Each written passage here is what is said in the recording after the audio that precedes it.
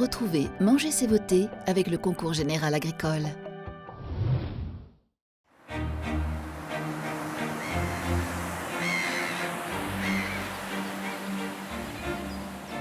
Bonjour, bienvenue sur la plage de Bredune, face à l'Angleterre, à côté de la Belgique. Bredune, c'est la commune la plus septentrionale de l'Hexagone. Autrement dit, c'est la commune la plus au nord du Nord. Ça tombe bien, on va découvrir ensemble le département du Nord avec Patrick Kanner, son sénateur et président du groupe socialiste au Sénat. Entre la mer du Nord et l'Avesnois à l'autre bout, on va sillonner le département et découvrir les produits, les spécialités et les gens qu'on aime déjà.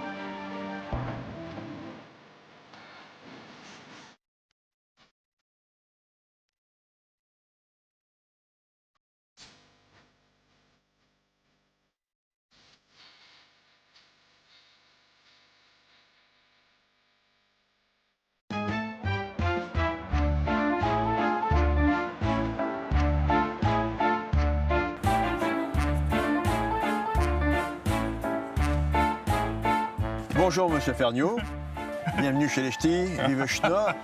Alors je dis bonjour monsieur le sénateur, mais je pourrais dire bonjour monsieur le ministre si j'étais protocolaire. Oui, bon, c'est tout ce qui me reste, il n'y a pas d'autre avantage. Venez avec moi, je vais vous montrer un coin particulier de mon enfance. Ce coin-là, c'est votre coin? C'est le coin quand je sortais du collège, après les cours, on venait faire du foot. Là? Entre les, ouais, il y a les deux poteaux et j'étais gardien de but là, au pied du beffroi. J'imaginais pas que cet endroit serait pour moi finalement un point de référence pour une vie politique qui a commencé quelques années plus tard. En quelque sorte, vous protégiez le mur du beffroi des boulets de canon tirés par vos camarades. On se faisait surtout engueuler par les agents de la mairie qui disaient « mais vous êtes en train de bousiller le beffroi, quoi. Hein, bon, mais donc, Oui, enfin, il en a vu d'autres, à mon avis. Hein. Alors, monsieur Kanner, monsieur le ministre, monsieur le sénateur, monsieur le président, hein, puisque vous êtes le président du groupe socialiste du Sénat, on peut dire que vous êtes un tout-terrain de la politique dans ce département du Nord. Vous êtes passé à peu près par tous les postes possibles. 25 ans adjoint au maire de Lille auprès de Martine Aubry de Pierre Mauroy, conseiller général, conseiller départemental, président du département, puis après je suis devenu ministre, vous l'avez dit, sénateur aujourd'hui. J'aime bien être cet enfant de la méritocratie républicaine. Je dois tout à la République. Vous avez été prof. Oui, j'étais prof à la fac. Il vous en reste quelque chose? Ah bah écoutez, je vois surtout des anciens étudiants qui ont maintenant des enfants, donc ça me fait drôle quand même. Hein. Bon.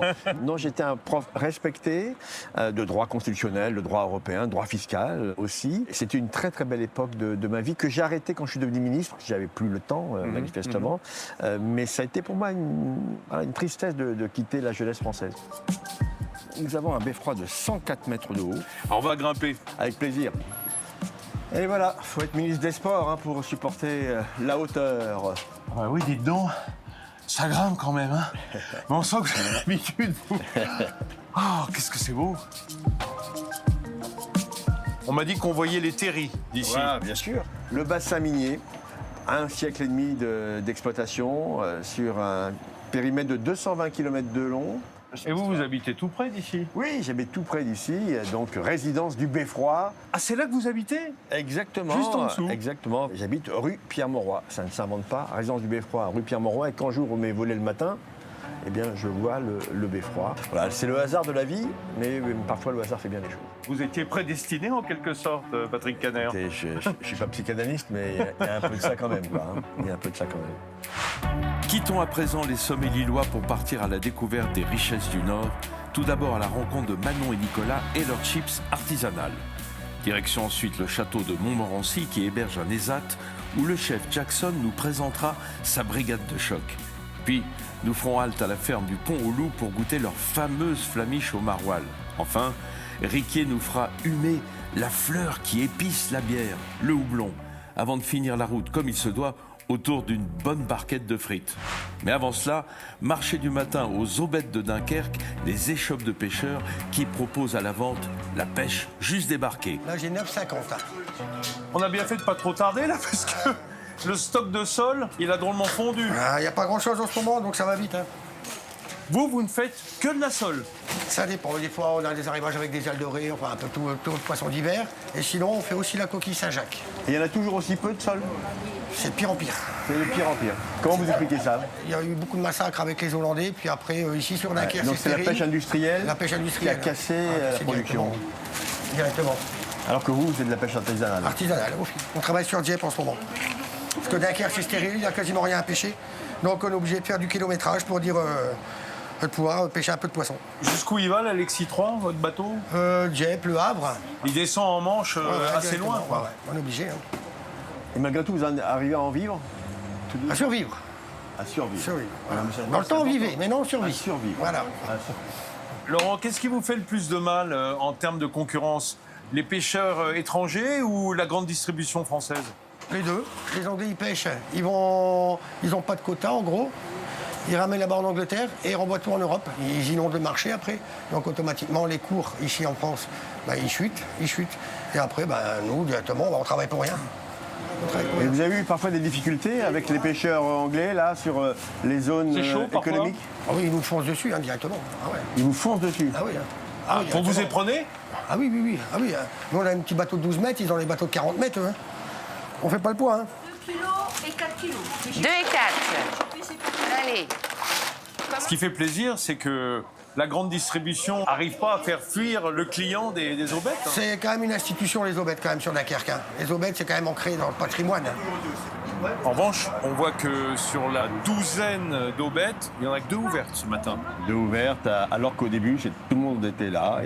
Et aujourd'hui, on a quasiment divisé par 2 le nombre de pêcheries artisanales sur la seule zone de Dunkerque. Alors, ce qui est vrai, c'est qu'il y a aussi la concurrence de Boulogne. Là, c'est une très très grosse pêche. Boulogne-sur-Mer est le premier port de pêche Français, oui. français dans le Pas-de-Calais. Mais il faut essayer de tenir et de garder, voilà, ce qui a. C'est de la tradition, mais c'est de la belle tradition, quoi. On est encore sur quelque chose qui marque les esprits. Voilà, c'est l'esprit de Dunkerque, c'est l'esprit du carnaval, c'est l'esprit de la pêche, même si aussi à Dunkerque, il y a toute cette zone industrielle que chacun connaît. Bon, on va vous laisser travailler, hein, Laurent, parce que c'est pas terminé la matinée. Et il faut quand même passer les 2 dernières cageettes de sol. Ouais, ça va aller vite. Hein. Monsieur le sénateur, nous, on va aller s'occuper un peu de pommes de terre. Eh oui, Parce que j'attends de ça depuis ce matin. On va aller voir Nicolas et Manon de la ferme La Belle Vue, qui sont vraiment des spécialistes de cette production de la pomme de terre. Ah bah là, on est au cœur du sujet. Vous êtes en train de sortir les pommes de terre. Voilà. Qu'est-ce que c'est comme variété, ça? Alors ça, c'est des agrias. C'est Agrias. pommes de terre, pour faire des frites ou des C'est chips. formidable. C'est peut-être la plus belle pomme de terre du moment pour les frites. Alors, ici, on est au cœur de la Flandre, Au la cœur de Flandre française. La Flandre intérieure. Voilà. À Sercus. Sercus, c'est le nom de la commune. Vous êtes producteur de pommes de terre de famille ou Voilà, vous êtes- on est en famille, on fait ça à 3 avec mon épouse et mon beau-frère. Et on est associés depuis 20 ans. On est sur une exploitation qui faisait déjà de la pomme de terre depuis 50 ans. C'est ancré, on est avec une pomme de terre dans le ventre, comme on dit par ici. Monsieur le sénateur, la France est le premier exportateur mondial de pommes de terre et le principal de la production française, c'est ici. 80 000 hectares consacrés à la pomme de terre et c'est 60% de la production nationale. Les 2 tiers sont produits dans les Hauts-de-France. Voilà. Et le Nord-Pas-de-Calais, c'est 40%. Les 2 départements font 40% de la production française. Sur votre exploitation, combien de tonnes produites en moyenne par an? On est à peu près autour de 3000 tonnes. 3000 tonnes. Tout est stocké et on reprend tout, qu'on travaille, qu'on conditionne, qu'on brosse, qu'on trie et qu'on met en sac, et qu'on lave, qu'on vend. Ouais, d'accord. Oui, parce qu'on a l'impression que la patate, c'est facile, quoi. Ah. Il suffit de planter, puis ça pousse. Non. La pomme de terre, c'est une bombe. Parce que c'est 80% d'eau. Et donc, dès que vous avez une maladie, dès que vous avez une blessure, c'est tout des points d'entrée de maladie. Un grain de blé, c'est 15% d'humidité. Une pomme de terre, c'est 80% d'humidité. Et dès que vous avez un coup, les maladies, elles rentrent. Et si la maladie est entrée aussi, il y a des blessures ou des coups, vous n'arrivez pas à conserver votre produit. On imagine que le problème, c'est qu'il faut traiter. On a des outils d'aide à la décision. Donc aujourd'hui, on a des stations météo par parcelle qui collectent la pluviométrie, l'hygrométrie. Et en fonction de ces données, ça alimente un logiciel et il nous dit il y a un risque ou il n'y a pas de risque. Et du coup, on ne fait plus du tout de systématique. Vous n'êtes pas en bio, mais vous êtes en raisonné, quoi. On comprend que vous êtes parcimonieux, on va dire, sur le Ah phytosanitaire. ouais, il y a certaines années, où la pression maladie est très faible, on divise par 2, voire par 3 le produit utilisé pour protéger contre le mildiou notamment. Par contre, le réchauffement fait qu'on a plutôt des attaques de ravageurs, des pucerons ou des dorifores. En une semaine de temps, si vous n'avez pas protégé, vous pouvez perdre toute votre récolte. Hein. Donc on ne peut pas jouer avec ça. Comment se porte le marché? Parce que je me dis, si vous avez été amené à faire de la chips, c'est que vous êtes un peu obligé de transformer pour en vivre. Là, actuellement, le contexte est un peu compliqué. La consommation n'est pas très bonne, a priori. Et puis, on a des concurrents américains et chinois qui commencent à vendre de la pomme de terre dans le monde sous forme de frites. Et donc là, le marché, il est bagarré. Voilà. J'aimerais bien qu'on parle des chips ensemble, parce que ça m'intéresse. Eh bien, volontiers. Je vous propose de rejoindre Manon, si vous voulez bien. Elle vous attend là-bas à l'atelier. Ah, elle est à la chipserie? Elle est à la chipserie. Formidable.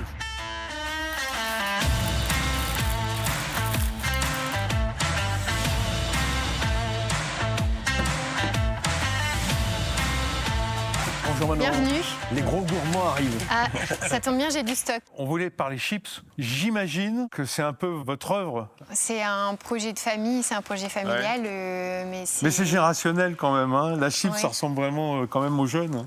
C'est vrai que quand on parle de chips, ça met tout de suite le sourire aux gens. C'est compulsif, hein, la chip. Oui, quand on commence le paquet. Oui, c'est même grave. C'est même grave quand on met le nez compulsif, dedans, voilà. quand elles sont bonnes. C'est osé parce que vous avez une grosse concurrence, hein, et pas toujours de qualité. Hein. Oui, on se démarque avec une chips un peu plus premium, moins grasse, moins salée, qui a vraiment le goût de la pomme de terre. Et c'est ça que les gens cherchent, un produit plus naturel et où on sait ce qu'on mange. Ah, c'est le meilleur La moment. flamande. C'est le meilleur moment. Vous goûterez et moi je craquerai. Alors voilà. Un peu comme les micro-brasseries pour la bière à une époque, on a des micro-chipseries maintenant. C'est ça, c'est un marché qui est en expansion et oui, ça fait même pas 10 ans et c'est vrai que ça se développe de plus en plus. Ouais. Et on sent qu'il y a moins de gras. On n'en a pas sur les doigts. Moi, le sel aussi. Écoutez, moi, je pense que je vais me mettre aux chips Bellevue parce que je vais avoir une diététique. Quand je vois Manon, je me dis il y a une chance. Vous les ramenez au Sénat. Aussi.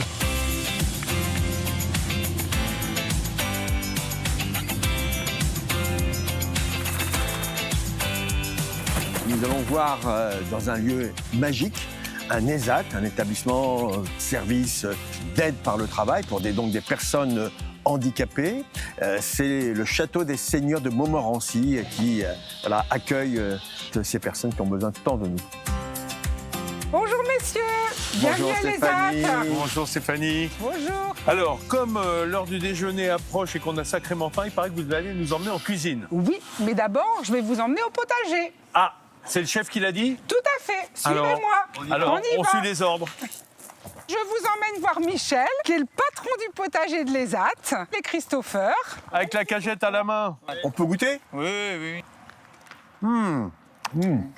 C'est bio ici. Ah ouais, il n'y a pas Hein, de produit. il y a pas de produits phytosanitaires. Ah non, aucun produit. Quand vous dites c'est le patron, il est à l'origine de l'idée du potager? Il est à l'origine de l'idée du projet. Parce que du ici, potager. c'était la jungle. Et moi, ce que j'ai voulu, j'ai dit pour un projet, j'ai en parlé à Stéphanie, j'ai dit moi, je voudrais faire un potager ensemble. Super. Parce que je vois qu'il reste quoi? Des poireaux. Poireaux, navets, Ouais. Un peu de tomates. les tomates qui restent. Et c'est moi que je fais les graines, tout ça, que je fais les boutures, tout ça, je fais. Et après, ça sert au restaurant. Michel, Pour l'instant, non, pas encore. une partie un Une petit partie peu. un petit peu. Et sinon, vous Sinon, je partage avec les gars. Voilà. Bah, c'est super. On va aller voir ce que le chef fait avec tous ces beaux légumes. Ouais. Merci messieurs. Ouais. Merci Michel, merci Ouais. Christopher.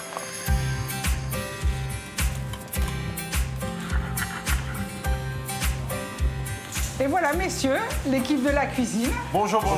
présente- Bonjour les amis. Le chef c'est le plus grand. C'est le plus ça. grand. Avec sa brigade. Exactement. Donc je vais vous laisser entre de bonnes mains. Merci beaucoup Stéphanie. Merci. Bonjour chef. Au revoir. Ça sent bon déjà quand on rentre. Hein. Je crois que c'est les oignons. Qu'est-ce que vous servez comme repas ici chaque jour? En fait, on mise sur la cuisine du Nord, en fait. Et on mélange un peu avec la cuisine du monde, un peu la street food, la cuisine moderne, quoi. Effectivement, ça veut dire que ça se nourrit de beaucoup d'influences parce que ce que vous devez mettre en avant à travers ce projet, j'imagine, c'est un peu le vivre ensemble. Vivre ensemble dans la qualité. Oui, et de qualité, oui. Important de le dire. C'est pas du sous-produit, c'est du vrai Non, bon non, non, on produit. travaille vraiment avec des producteurs locaux et on fait vraiment 100% maison. Combien de couverts par jour? Une cinquantaine environ, oui. Avec le personnel. Non, 100 personnes. 100 personnes. Oui. 100 personnes. Ça, c'est vraiment la restauration dite commerciale. C'est ça. 50 couverts. Ouais. Et en plus, vous faites les repas, évidemment, de toutes les équipes en fait, ici. pour toutes les équipes, c'est une soixantaine de couverts environ. Ah oui, c'est en fin de compte, c'est exemplaire. Et pour nous, pour des élus locaux, y compris pour les élus nationaux, c'est de dire que notre pays a imaginé des dispositifs d'insertion qui sont exceptionnels. Alors, je sais bien que ça coûte de l'argent, mais c'est de l'argent bien investi et qui permet l'émancipation. Et ça, il ne faut jamais l'oublier. Chef, je suis client, je viens déjeuner. Combien me coûte le menu? Une 20-30 euros. 20 à 30 euros. Oui. Vous faites les desserts vous-même aussi? C'est ça, ici on fait l'entrée nous-mêmes, le dessert et plat. D'accord. Et plutôt en bio ou en locavore? Circuit court, oui. Et ceux qui travaillent avec vous ici, dans cette ESAT? Ils viennent de l'extérieur, ouais. Tous. Il n'y a pas de pensionnaires ici. C'est vraiment leur lieu de travail. C'est ça. Et ils ont l'air heureux d'ailleurs. C'est bien ici, il est sympa le chef? Oui, c'est un peu... Ouais. Vous dites pas ça parce qu'il est grand et fort. Non.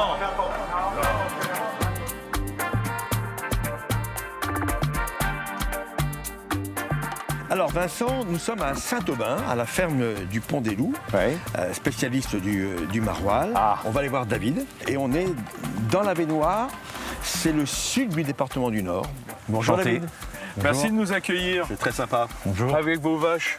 Et est-ce que les Holstein s'entendent bien avec les Montbéliards? Ça va, ouais. C'est les Montbéliards. Elles sont sociables. Ils sont plus caractériels que les Holstein. Ouais. Combien vous avez de vaches ici? Ici, 160. 160 vaches? Ah bah c'est du boulot ça. Hein. Ça représente 4500 litres par jour. 4500 litres par lait, jour. De lait. Ouais. Oui, de lait. Sachant qu'il faut 10 litres de lait pour faire 1 kilo de maroilles. Donc, ça un gros maroilles, c'est environ 7-8 litres. litres. Ouais, c'est ça. Un gros maroilles, c'est 7-8 litres. Ouais. Hein, elle est marrante, hein, elle n'arrête pas de venir voir ce qui se passe. Ah, ils sont curieuses. Ils sont hyper curieuses. Elle est gentille. David, ici on est au milieu d'une belle prairie, et puis pas qu'une, hein, on est entouré de prairies. Est-ce que ça veut dire qu'au cahier des charges de l'appellation l'AOP Maroilles, on vous impose de l'herbe fraîche de la prairie? Ah oui, c'est imposé. Il y a une surface minimum par vache et un temps donné sur l'année avec une obligation de pâturage. Ça, c'est une obligation. C'est obligation de pâturage. C'est une obligation au niveau de l'AOP, ouais. Ça, c'est l'INAO. C'est la base, c'est le pâturage. D'accord. Ce qui est fou, c'est qu'au fond, l'AOP, ça vous oblige à faire un fromage au lait cru. Ouais. Aujourd'hui, il y a beaucoup de fromageries, depuis des problèmes liés à la listeria partout, à des problèmes sanitaires, qui ont choisi de thermiser ou de pasteuriser leur lait. Donc le travail du lait cru, c'est une prise de risque pour vous. Oui, c'est une prise de risque, oui. Totalement, oui. Ça vous oblige à travailler différemment sur l'alimentation des vaches et sur la menée du troupeau? Oui, de toute façon, on est tenu avec certains aliments où on n'a pas le droit de donner aux vaches, quoi. Les produits, des sous-produits alimentaires, on ne peut pas... Mais c'est une chance pour le consommateur. C'est une chance pour le consommateur aussi, oui, c'est exactement. Ouais. Vous avez combien de surface d'ailleurs en pâture? En prairie, il y a 75 hectares. Ouais. Ah ouais, ouais. Ah, ça fait quelques terrains de football, hein, monsieur le sénateur, quand 75. même. Le calcul est facile. Quand on parle d'un hectare, on parle toujours d'un terrain de football. Ouais.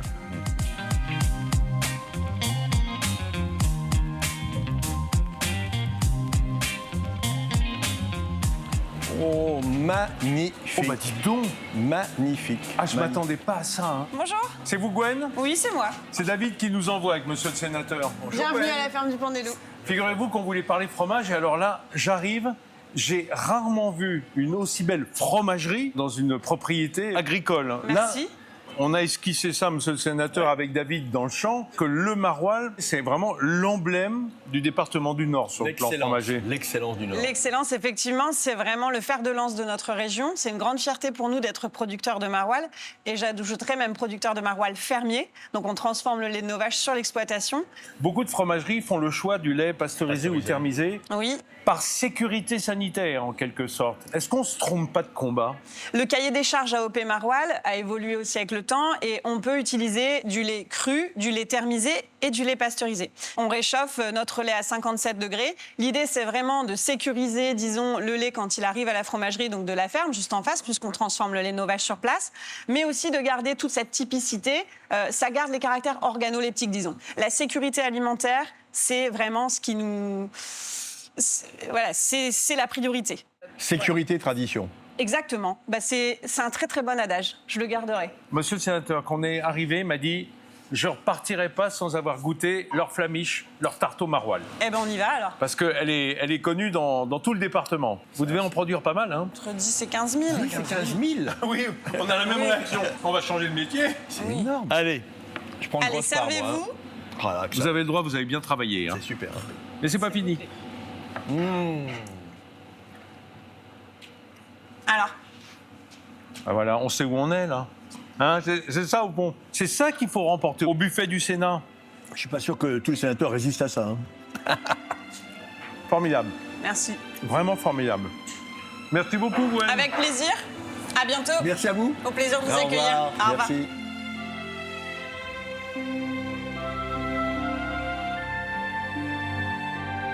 On arrive dans une ferme qui est drôlement jolie, d'ailleurs. Qu'est-ce qu'on va voir?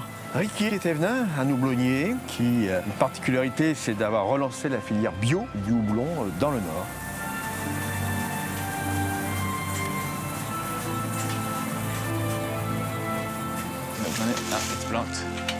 Ah bah on arrive en pleine action. Bonjour. Bonjour. Ricky, je suppose. C'est ça. Bonjour Ricky, Bonjour. heureux de vous retrouver. Bah oui, bienvenue à la ferme. Alors là, on arrive au moment du retour des houblons de la houblonnière ou quoi? C'est ça. On revient de la houblonnière, on a été cueillir des lianes et on les apporte maintenant à la ferme. Je peux en prendre un pour le sentir? Oui, bien sûr. Ah là, c'est incroyable. Ce qui est incroyable, c'est surtout qu'on retrouve cet arôme qu'on identifie dans la bière, mais on ne savait pas que c'était du houblon. Exactement. En fait, hein. C'est ça. C'est l'épice de la bière, le houblon. Certaines propriétés du houblon permettent de conserver la bière et de la maintenir dans le temps buvable. D'accord, c'est une sorte de conservateur naturel. C'est ça, un antioxydant, un conservateur. Ah ben voilà. Et maintenant, c'est devenu en fait le coup de moulin à poivre des bonnes bières, quoi. C'est ça, c'est une signature, une personnalisation en fonction des houblons utilisés et de l'assemblage des houblons aussi qu'on Qu'est-ce met qui dans nous la a recette. amené à relancer cette filière qui était en train de disparaître complètement dans notre département? C'est vrai, il y avait de moins en moins de houblons parce que les bières étaient devenues de plus en plus industrielles et donc avec des approvisionnements qui venaient de partout du monde. Là, c'est vrai que grâce à la bière artisanale, on a pu relocaliser les productions. microbrasseries, quoi. Exactement. Eh oui, bien sûr. Et ainsi que la production du houblon, parce que ces microbrasseries cherchaient à se démarquer du marché. Quand j'ai réfléchi à ce que je pouvais produire, c'est vrai que le houblon, ça a fait comme un tilt, quoi. C'était des Flandres, on peut le faire en bio parce que j'ai des convictions qui, moi, me donnent envie de cultiver en bio. Donc ça se faisait en bio. Il y avait des besoins en local. Face à des grands groupes industriels américains, pour la plupart, hein, allemands, américains, comment est-ce qu'on se bat avec des petites brasseries artisanales? Par la différence? La différence, la qualité, le bio, ça joue de plus en plus aujourd'hui. Et puis, il y a une sorte d'attachement au terroir qui fait qu'il y a des gens qui vont acheter ce type de bière parce que c'est un choix, je dirais pas politique, même si je suis un politique, mais c'est un choix de société. Voilà. D'accord. Vous en vivez aujourd'hui? Tout juste, pas encore beaucoup. Eh oui, hein, parce que j'imagine qu'il faut que ça se développe et puis que vous soyez reconnu dans votre secteur. Voilà, c'est ça. Le houblon bio, c'est un tout petit marché, c'est pas facile. C'est une économie de niche. Hein. C'est une économie de niche, voilà. Et construire un outil agricole, ça prend des générations. Et donc moi, j'y vais petit à petit. Et c'est sûr que pour l'instant, le projet est viable, mais je n'ai pas encore l'occasion de me rémunérer beaucoup.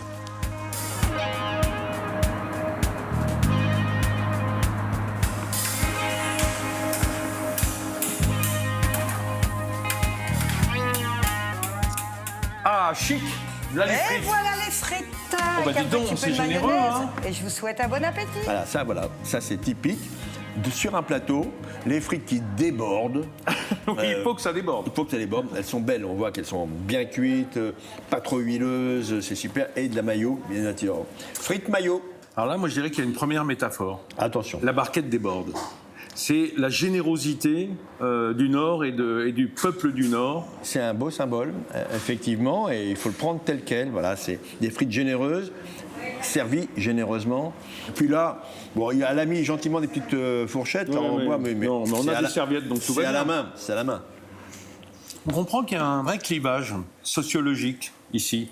Il y a des gens qui ont très peu, avec une difficulté de passerelle entre les deux. Si je voulais résumer votre propos, Vincent, je vous dirais, mais c'est à Lille qu'on a chanté l'Internationale. Dans une usine à Fives, quartier de Fives, où on fabriquait des machines à vapeur pour toute la France, et même à l'international. Donc, ce patronat a enrichi ce pays, s'est enrichi lui-même au passage, mais la classe ouvrière a été accompagnée par ce patronat. C'est ici qu'il y a eu des mouvements sociaux, mais aussi des politiques sociales menées en direction de la classe ouvrière. Donc, il y a une alchimie très particulière qui a marqué mon engagement politique. Aujourd'hui, ça mène à une situation politique assez clivée entre une gauche qui reste, je dirais, présente et assez forte, et une extrême droite qui a gagné des parts de marché énormes, avec pas beaucoup de centre, en définitive, entre les deux. Bien sûr, c'est l'exemple du bassin minier, 2 tiers dans le Pas-de-Calais, 1 tiers dans le Nord, où ce qu'on appelait avant les boyaux rouges sont devenus les boyaux bruns. C'est-à-dire qu'il y a une telle exaspération, parfois un sentiment d'humiliation, de relégation, de déclassement social, qui fait que beaucoup de ces personnes qui avant votaient socialistes, communistes, qui votaient à gauche, eh bien, ont basculé vers les sirènes de l'extrême droite. Donc, voilà, il faut en tenir compte.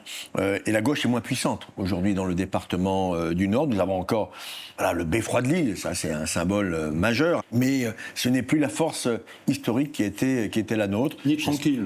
Ni tranquille, mais on va essayer de retrouver ces bases-là, parce que je crois que le discours de justice sociale, d'égalité et de fraternité, il faut les retrouver et faire comprendre à nos concitoyens que c'est ça l'avenir. Bon, on a le droit de dire bonne santé avec des frites ici ? Oui. Alors, bonne santé avec des frites, j'espère que vous pourrez en trouver près de chez vous, ou alors, vous les ferez chez vous, hein, c'est quand même le mieux. Nous, vous nous retrouvez très vite sur publicsana.fr, la plateforme, ou sur la chaîne Canal 8, évidemment. À très vite. Bonne fête.